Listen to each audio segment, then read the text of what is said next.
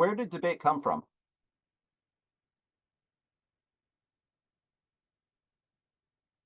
I mean, we take it for granted that just like from the beginning of time, people argued about things. But one of the things to understand the benefits of debate, the why behind debate, and the places where it can go, you got to kind of think about its origins. So anybody know where it started?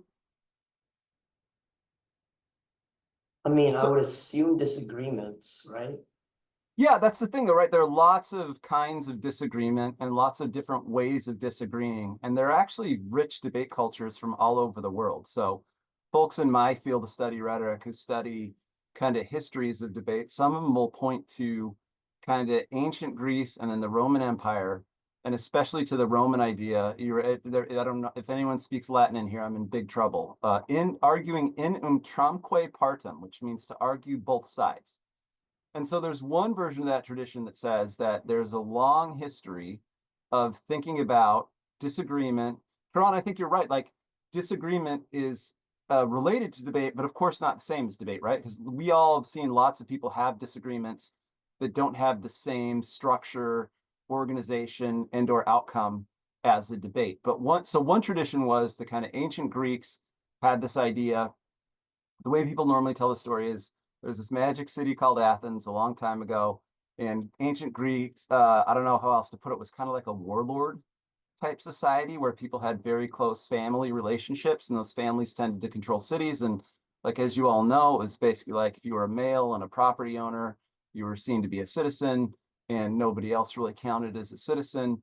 But for citizens in this kind of ancient warlordy society, there used to be one kind of person who would rule the city, a tyrant usually, or sometimes would be a little more beneficent. But the ancient Greeks invented this idea of rhetoric, and rhetoric is the kind of, as Aristotle defined it, the study of thinking about the available means of persuasion in any given situation. And so this funny thing happens where when citizens start to talk about stuff and figure out the ways to direct government together, the form of government, democracy emerges. But not only does democracy emerge, rhetoric emerges and debate emerges as a way of thinking about either A, how to make the most logical argument, the argument that kind of wins the day because it convinces people intellectually, or B, how to make the most persuasive argument. And one of the things you'll learn as debaters that comes inside out of that tradition is what's logical and what's persuasive are not always exactly the same. That, having said that, there's a lot of other really interesting traditions of debate. So for example, there's a Tibetan Buddhist tradition that is almost as old as the Greek tradition of debate, where one of the almost forms of meditation for these monks was to kind of argue back and forth, and they'd take turns arguing. And their point was they could get better spiritual insight by seeing both sides of a given dispute. So there's a big tradition of debate there. And then there's implicit traditions of debate almost all over. So there's a Native American tradition where a lot of people make the point that Native American folk actually had a tradition of democracy almost long before, as far back as the Greeks, and they had a similar kind of mechanism. But there's been this like long time connection between debate as a way of exploring multiple sides of an equation, and to Karan's point, to move disagreement into something that is more productive than simply saying you're wrong, well, you're wrong. And so the goal of debate has always kind of been to structure disagreement by structuring argument. So what's an argument? Have you all, Eva, Ravi, do you all do this shtick with them? Anybody know what an argument is? We haven't broken this down. All right, good, good. So what's an argument? I'll start. It's two people yelling at each other. That's clearly not the right answer for us. So what else, how else might you find an argument? Maybe two people trying to get their point across to each other. Okay. So two people that are trying to convince each other, that's a little better than shouting at each other. Sometimes though, people will get their point across without really, have you ever been in a discussion with someone where both of y'all were trying to get your point across, but no one was really arguing in the sense of advancing a logical claim about something? Of course you have, right? So argument definitely, to Karan's point, and thank you for your participation, has a lot to do with trying to convince other people. I think that's right, but it seems like there are other things to it. What else is there to it? They have to be like directly opposing viewpoints, I guess. Like, kind of like Karan said, like they have to be opposing with each other, in the discussion. Perhaps, yeah, that's interesting. I think it's right that there has to be, the Greeks called it a nexus point. There has to be some point of disagreement. So if you're like, I love Chipotle burritos, and I'm like, no, I love Chipotle burritos, of course, that doesn't really qualify as argument in some sense. We want there to be some difference. But a lot of times, you'll see this in debate a lot. The only thing I might quibble with is what directly opposed means, because sometimes people will argue for shades of a similar thing and make very fine-grained distinctions about how to think about a concept or an idea. But so let's say from Quran, we've got it's like someone trying to convince someone of something, advocacy from but perhaps you've got trying to make it understandable to another person where there's a point of dispute. Those two are really good. Anything else?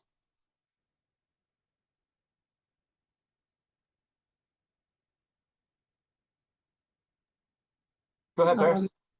Yeah, it could be a claim or assertion supported by reasoning Love it.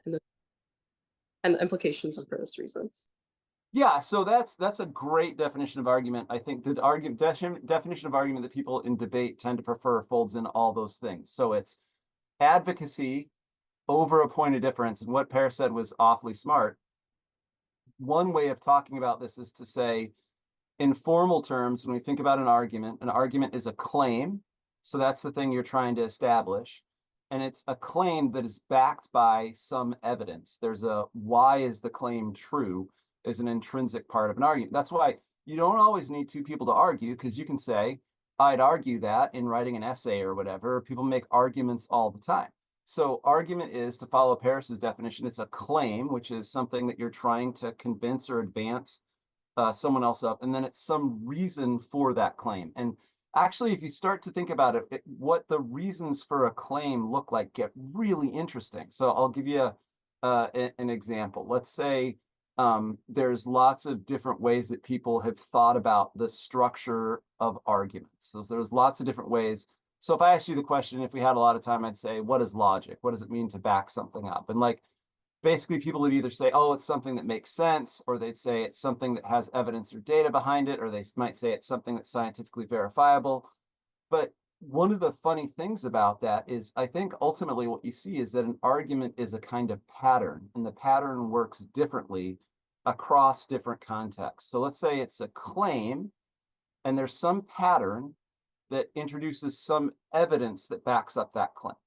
So is there anybody here who knows, I imagine Paris might be good on this, anybody here that knows what a syllogism is? All right, get ready. This is big. You're going to love it. So you know syllogisms already. It's kind of how the human brain thinks. But if I say, all people from Westminster are awesome, Ravi's from Westminster, therefore what? Ravi's awesome, right? So that's a syllogism. A syllogism is a three-part argument. It's what we call a major premise. That's the like universal or definitional thing. All people from Westminster are awesome. And then it has a minor premise. Ravi is from Westminster. And then it has a conclusion. Therefore, Ravi is awesome. So that three-step pattern is one way that people think about how argument works. But there are other patterns for argument that you can think of. Anybody think of any other patterns by which you might justify something besides just a definition or a syllogism? Well, how do let's say scientists argue? Do scientists say this must be true? Here's a specific example of it. Therefore, the specific example is true. Sorta, but what do? They have to test a hypothesis. They test a hypothesis. And how do they test a hypothesis?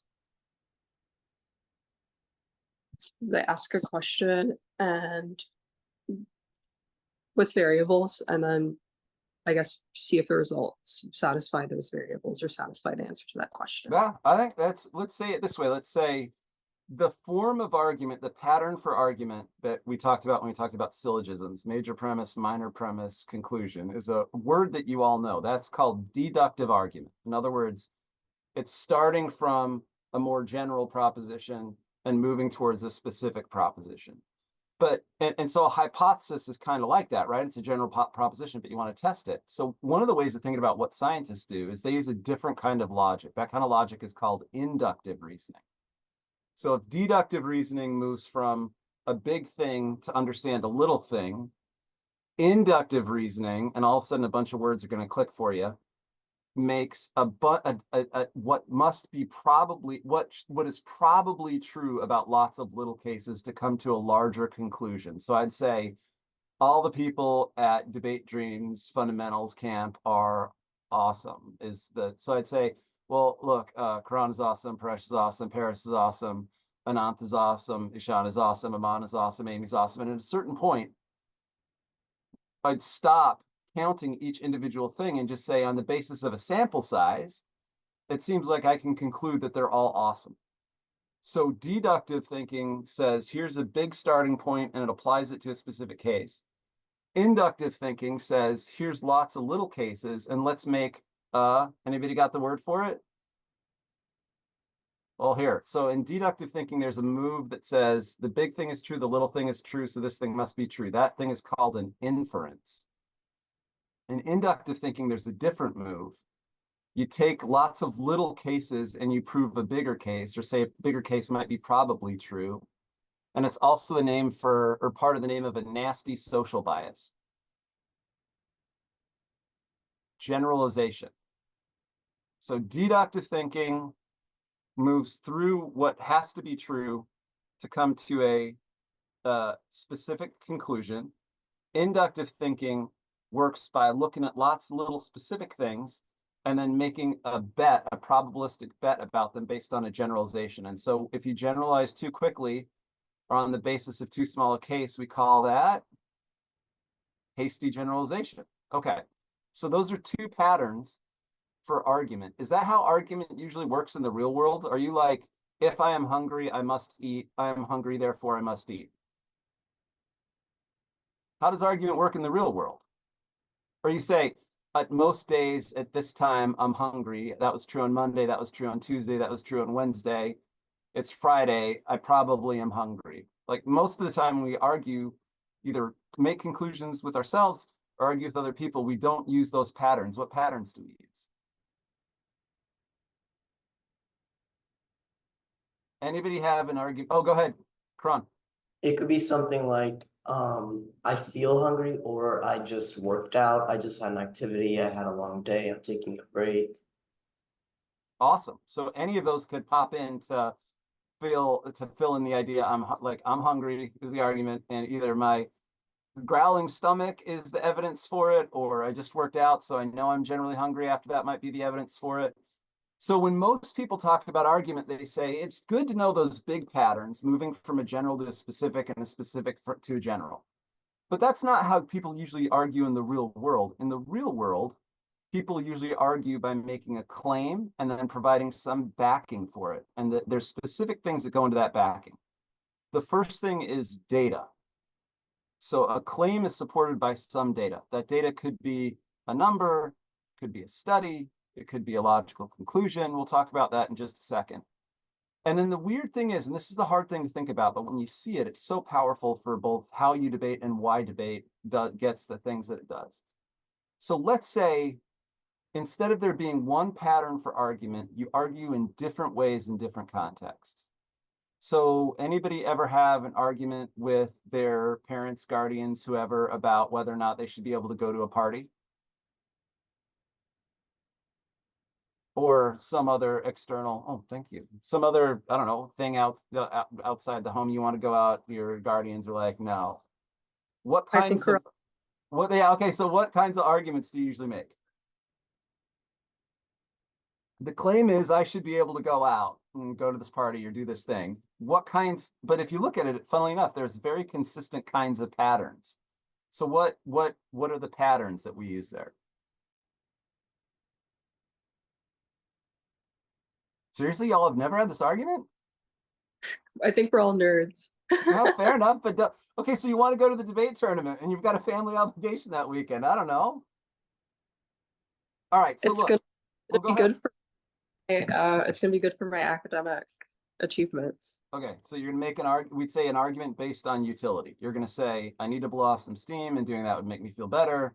I should be able to go out because blowing off steam will help me do better in school or whatever.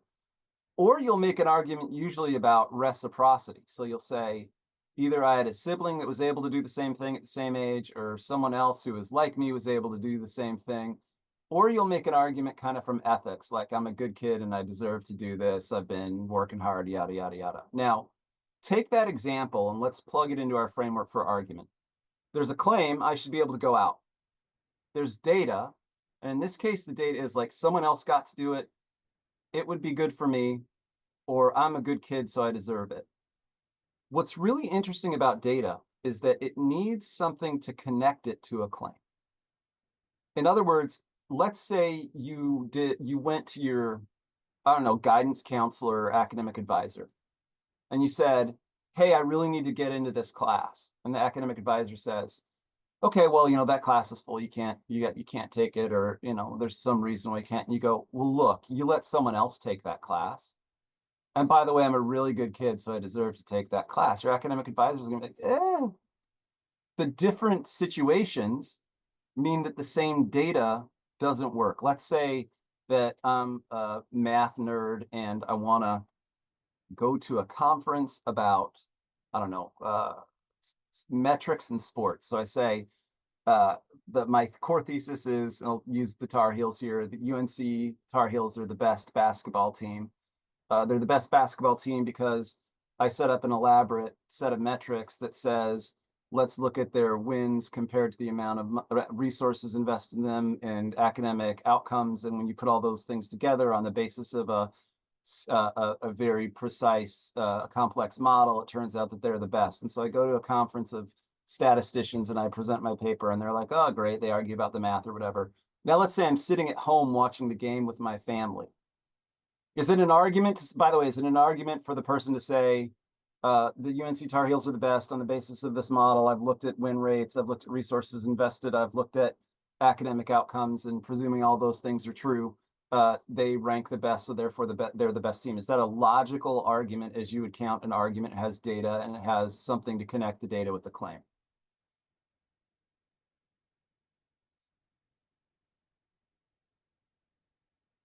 Yes, it has data and it has a reason why the data is true. Let's say I'm sitting in my downstairs watching the game with my family and they score a big basket and I scream, the UNC Tar Heels are the best. Woo!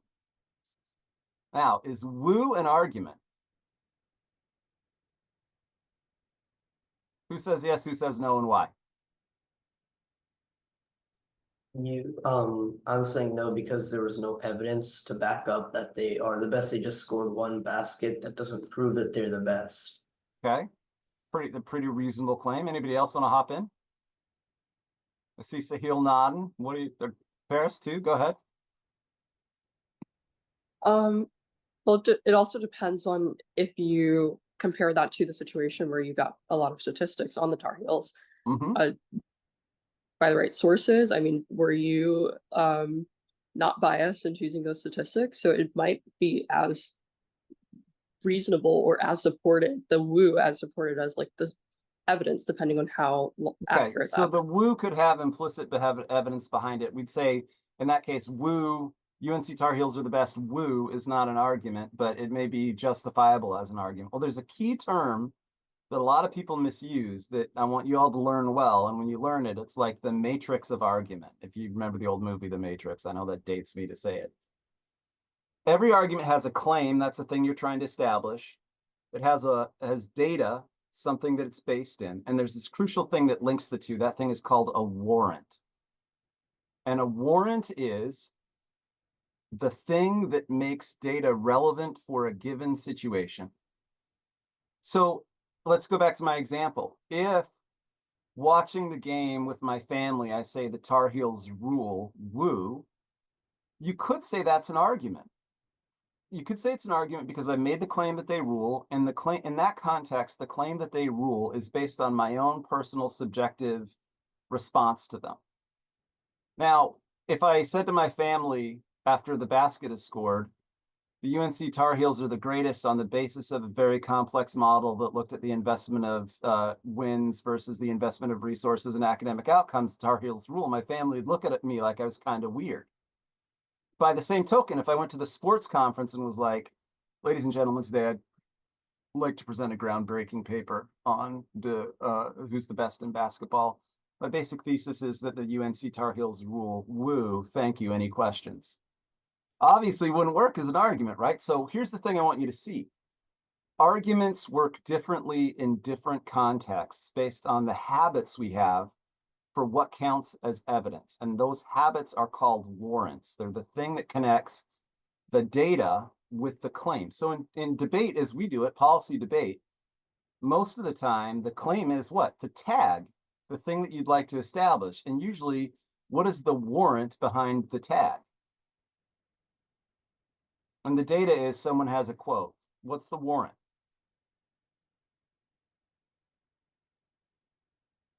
The words in the card. Oh, my bad. No, Sahil, that's great. So the words in the card, because we can look at the logic of the card, right? You don't just say because it's a card, it counts. You can say, well, the reasoning in it is bad. That's arguing with the card, though. At first, and that's right, those could become arguments. At first, though, what is the warrant? And when you say constraining IPR causes a trade war with China, quote, and then you read the quote. Citation? Yeah, well, yeah, citation or expertise, right? That's exactly right. So most of the time in policy debate, the claim is the thing that we're trying to establish, the tagline. The data is the quotation, and usually the warrant is this is said by a credible source who knows something about the subject area, whether they be an expert or whether they be, I don't know, a journalist or whatever. But I think it's to Precious' point, we don't just accept things as being true because there's evidence that says that. We might argue about its internal consistency or the relevance of that evidence, et cetera. But the thing I want you to think about in general is that if debate is a process of structured argument, arguments work because there's a claim and there's some evidence or reason to back them. And typically that evidence or reason to back them contains both data and it contains a warrant. And the warrant is the thing that makes that evidence relevant. So if you all, for instance, start to debate critical arguments later on, or if you're debating about framework or topicality or any of those things, usually you're not necessarily saying something is true because an expert has said it. You're saying something is true because of the implications it has on the structure of debate or because of the social utility that it generates or doesn't generate or whatever the thing is. Our default mechanism in debate is a tag is a claim, and then the quotation is the data, and the fact that the person who said it is an expert. And we usually default to that as the way of resolving debates. But actually, if you really observe how arguments work, some of the best arguers and some of the biggest benefits from debate come from not just being able to research or say, here's what the data is, but rather come from being able to dispute the relevance of the data. In other words, to say, there's some reason why that argument shouldn't count in this context. So I really want you all, as you learn about debate, to hone in on, just because someone says something doesn't mean it's true. But what we need is a claim and some reasons why the data that supports that claim is relevant. That's how I want you to think about argument. Now, here's the thing. Why? So let's say we think about argument that way. So we say an argument is like, you all said at the beginning, a structured exchange between one or more parties, usually two parties, where each side is trying to prove something. The way that they prove something is they produce claims and then they produce evidence for those claims. That evidence, and it's weird because in debate we use evidence in different ways. The evidence may be something someone said, but also the evidence is what's the actual stuff that backs up what they said. All right, so everybody good on debate is a structured argument. Arguments have a particular pattern that pattern is not always strictly logical in the sense that we think about logic, like formal logic, inductive or deductive. Instead, you have a claim, and then you have some reasons to support that claim. And then also you have to kind of say why those reasons are relevant or good. Everybody with me?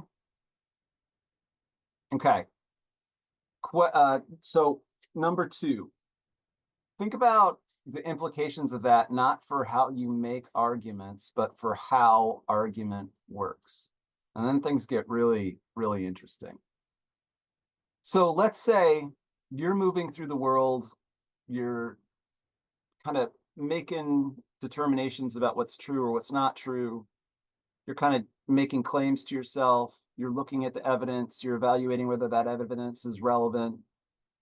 So it may not be relevant that you worked out if it's time to go eat, because sometimes you work out and you're just not hungry afterwards. I don't know. Like, you start to see these patterns and see that there's always this relationship between a claim, something that justifies it, and some reason that says why it justifies it. Now, if we take that out of if you're hungry and working out, and we take it into, like, I don't know, modern American public life, all of a sudden you can see a lot of stuff that you didn't see.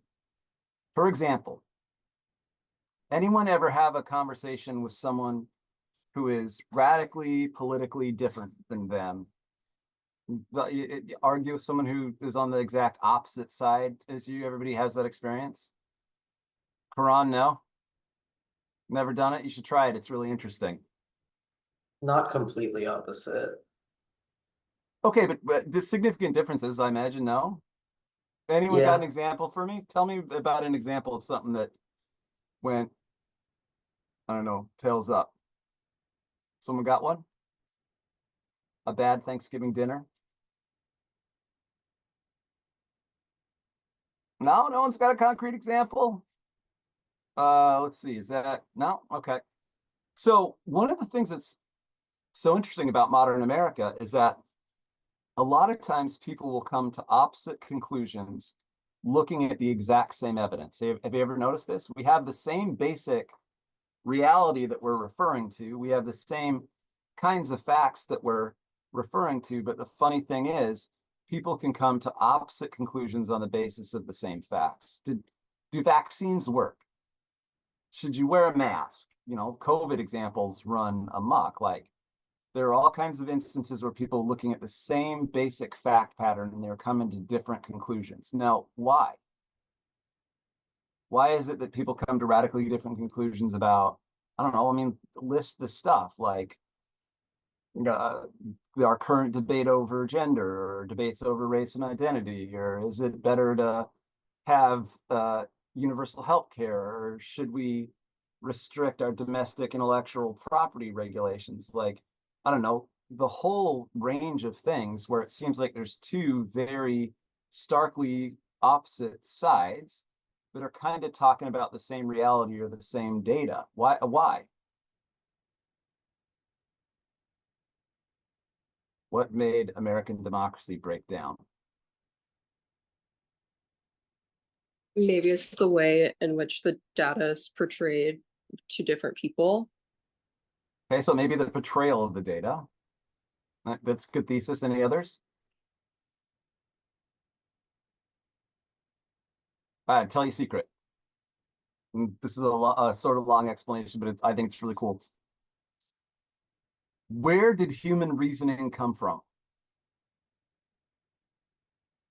Like, your brain is so weird compared to the rest of the animal kingdom.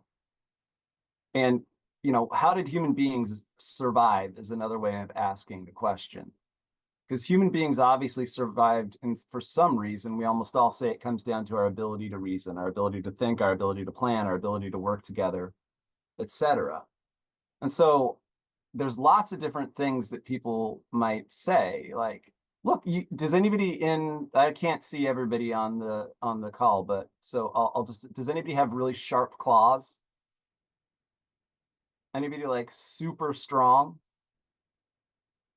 Like, if you think about it from an evolutionary perspective, you're a prey animal. You have no basic ability to defend yourself except what? Your reasoning. Yeah, your reasoning, but the funny part is, like, how does your reasoning defend you against a lion? Your brain, your ability to think and get away. Hey, lion's probably faster though, and you can see a good path, but the lion's going to track you down and eat you.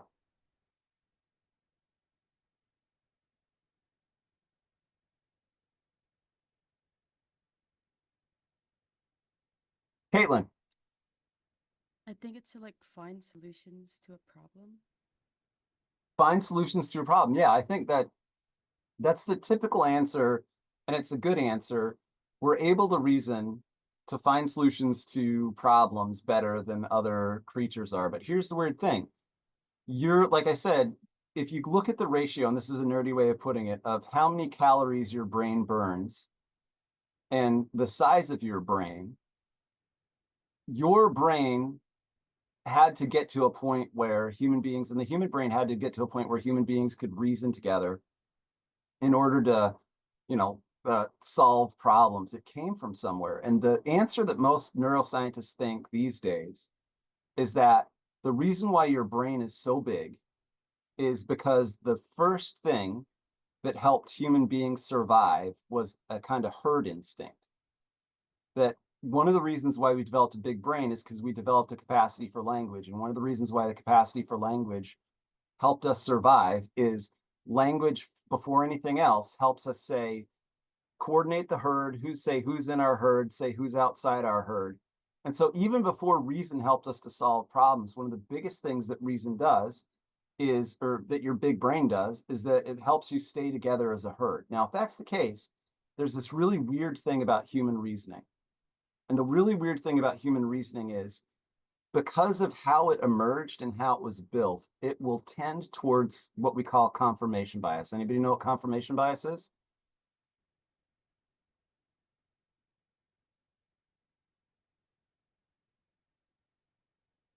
Oh, I'll wait. Have beliefs and the evidence that you see about those beliefs, you reason that it confirms the beliefs you originally Awesome. had.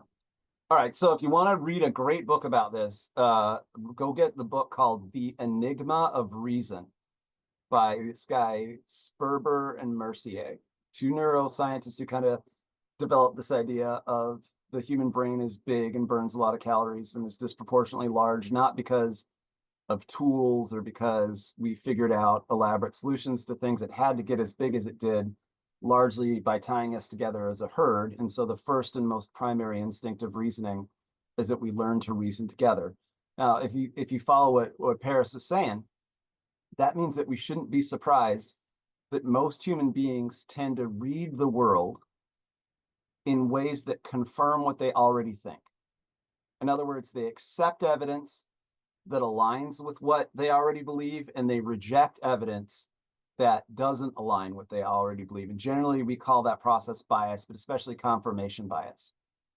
That's why this thing about warrant is so important, because the thing is, you're human, and as brilliant as all of you are, you're going to read evidence sometimes in ways that supports what you want, and sometimes in ways you'll exclude evidence that doesn't work with what you want. That's the primary challenge for being a good thinker, is seeing what evidence you're discounting and seeing what evidence is relevant. Now, what's the best way? This is a loaded question. To learn the places where you have shortcomings about how you think, where you're exposed to different kinds of data, and where you're held accountable for the conclusions that you make. Debate. That's what debate does. It's a structured process of argument that forces us to evaluate the quality of evidence and the relevance of evidence in order to establish a conclusion. And in debate, as opposed to normal dispute, there's all kinds of things that exist that don't exist in normal thinking processes. You have an independent, quasi-objective third party who's evaluating the relationship of those arguments. So you're accountable to someone else's decisions. You have another team that's smart and is trying to beat you. So it's a competitive environment where there's significant pressure. Of course, in modern debate, it happens under huge time pressure. So we know that it buffs your brain up significantly because you have to make lots of decisions on the fly, integrate a lot of different data. And then you have to translate it into terms that are relevant to other people. In other words, one of the best things it teaches you is if you're going to be great at debate, you don't just think about what's true. You think about what the judge is going to find to be true or what the other team will not be able to see or defeat. So all of a sudden, debate becomes the most elaborate, beautiful 3D game of argumentative and evidentiary chess that you can possibly imagine. That's what's awesome about debate, I think. It makes, like, lots of people talk about, portable skills, or people went on to do awesome things. At the core of all of that is debate is repetitive training and holding yourself accountable for the argument choices that you make, the evidence that's available to you, the quality of that evidence. And so it tends to work against our confirmation biases. What's the magic that allows it to do that? What are the things that are built into debate that make us more accountable to arguments and for arguments? We must share evidence. Okay, so there's transparency of the evidence. Everybody has access to it. Good. What else?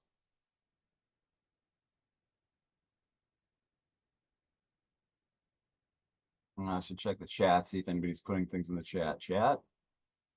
No. Okay, any others? So we have transparency over evidence. What else?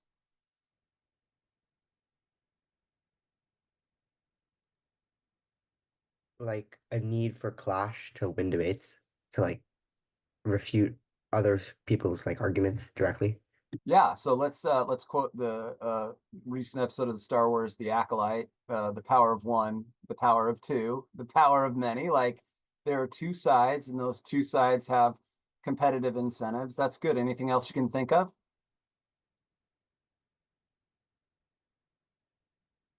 Anybody in one of those phases of the debate career states where you only debate the negative or only debate the affirmative? People don't really do that as much anymore. You debate both sides. Why is both sides relevant? See multiple people's point of views, and so you can see the flaws in your own plan or thinking. Yeah, so one of the things is you're challenged from multiple sides. The other thing that's crucial is you have to inhabit two different sides.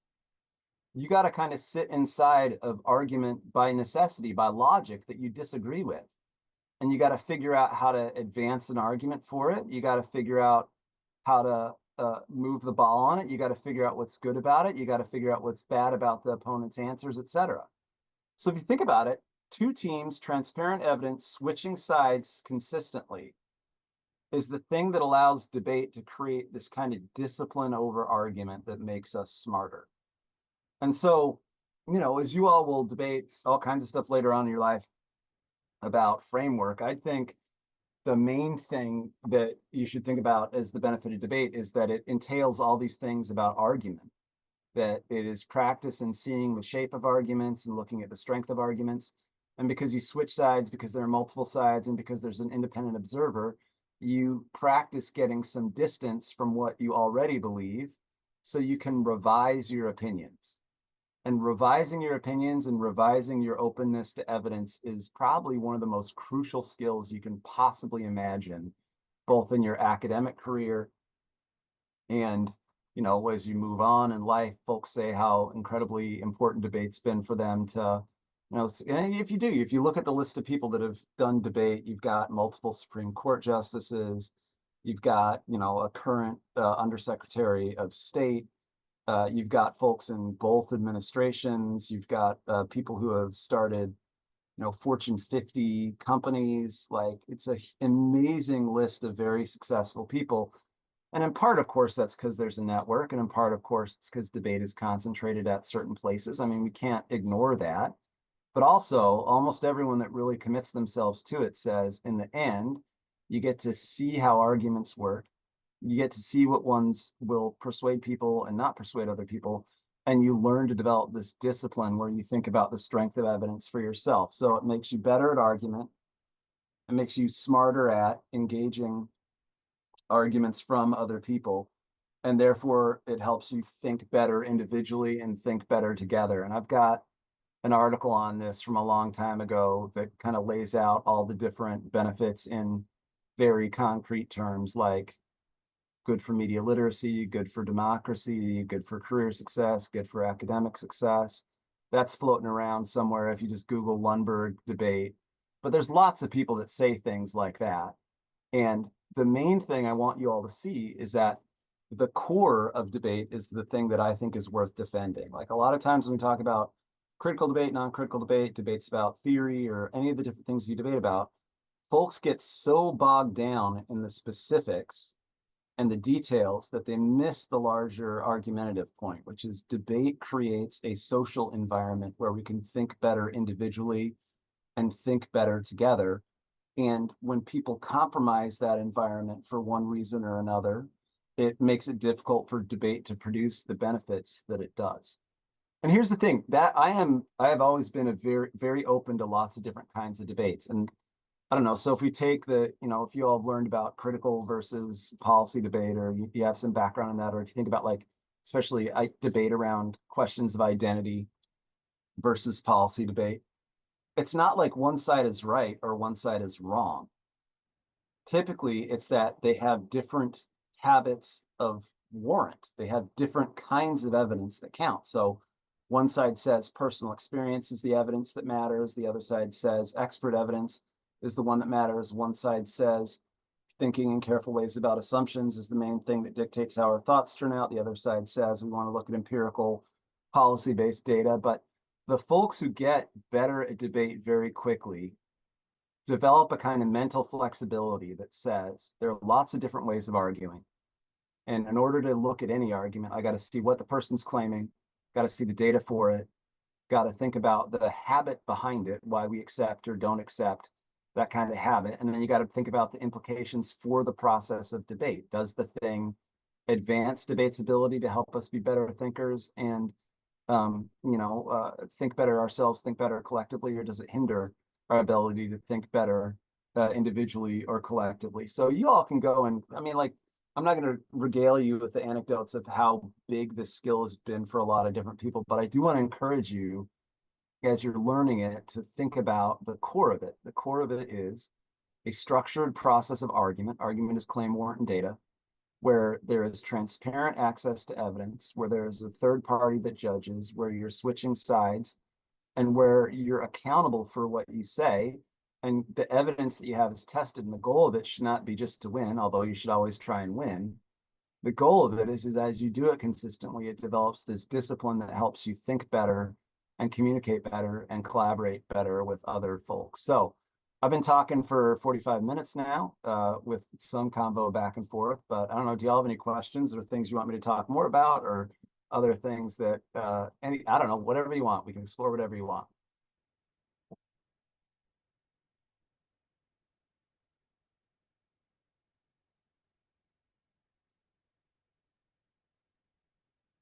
I have a question about debate in general, and just learning more about it. How impactful do you think it is for somebody to attend a debate camp? And what are the outcomes that you see from students that do attend debate camps versus students that do not? Just coming from a school where a lot of my peers couldn't afford to do so. And Yeah. what are some other to learning about debate without those resources? We have to bracket the question of impact depending on whether or not Robbie and Eva are your lab leaders, because that skews the data set that obviously creates significantly better outcomes. I think the main thing is debate. I'd say the same thing about debate camp that I say about debate. Like there's a lot of people in debate that are like, only debaters really know how to truly think. And we all kind of believe that sort of, but ultimately like there's lots of folks and lots of disciplines and traditions that learn very similar ways of thinking. So like if you think about the scientific method, it's just a way of externalizing the things that debate does. I teach a summer class for traditionally underrepresented folks in the sciences. UNC's got this program called the Chancellor's Debate Scholars Chancellor's Science Scholars that takes underrepresented folks and it funds them for the full of their undergraduate education and a PhD in the sciences. And so they're really kind of science folk.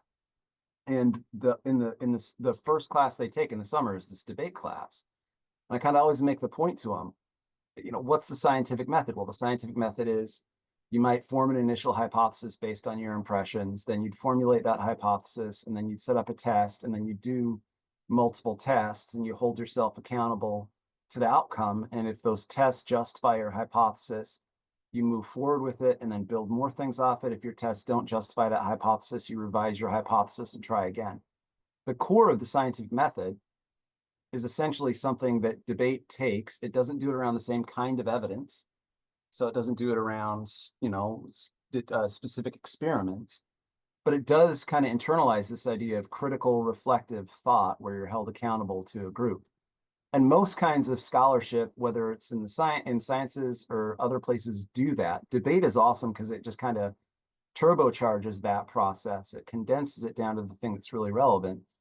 Debate camp is awfully useful because there's a bunch of stuff that is unique to policy debate that is not necessarily directly tied to it helping you be smarter. But there's a kind of language you got to learn and a series of processes you got to learn. And in some ways, those are an entry barrier. That entry barrier, though, is also at the back end worth it because it does set up an incredibly rigorously structured argumentative environment. The reason I say all that is that I don't think someone has to go to camp to be good. There are a lot of resources out there that you can, read or figure out. NSDA has a bunch of them, etc. I think the main thing is to practice, because the goal is that, a lot of people can know a lot of stuff about debate and not be particularly good at it because they haven't practiced. And on the flip side, there are a lot of folks who don't have a lot of formal debate education opportunities, but can be really great at debate just because they get the repetitive practice. And here's the key thing: the best debaters will spend a ton of time reviewing what worked and what didn't. So the main place where you learn, I think, is when, and it's a hard discipline, but when you lose, there's a lot of folks who are like, oh, I can't believe the judge did that to me. That was wrong. And I think once you just accept the judge is always right, almost always, sometimes judges are just making decisions on the basis of whatever. Let's say you assume the judge is always right. And you ask the question, what did the other team succeed at? And what did we fail at? And you formulate an answer to that question, just like it was a scientific hypothesis, and you improve that thing moving forward. Well, then I think what you'll find is that the ability to access the actual practice. I'm a big believer in the practice, even over the theory of it, right? That the practice is the thing that generates the good outcome and the good benefits and causes people to innovate and all that stuff. That's a long-winded way of saying, so, like debate camp is something like the formal process of debate. Debate camp is something that is useful. It helps kind of teach you some of the vocabulary. It gives you a sense of the topic. It gives you, kind of skills-based and strategic tips. It definitely shortens the learning curve. That's why it's really powerful. But I also, in my heart of hearts, believe that folks can develop the primary educational benefit of it is the practice itself. Thank you. Anybody else have something they want to talk about, learn about, argue about, dissent?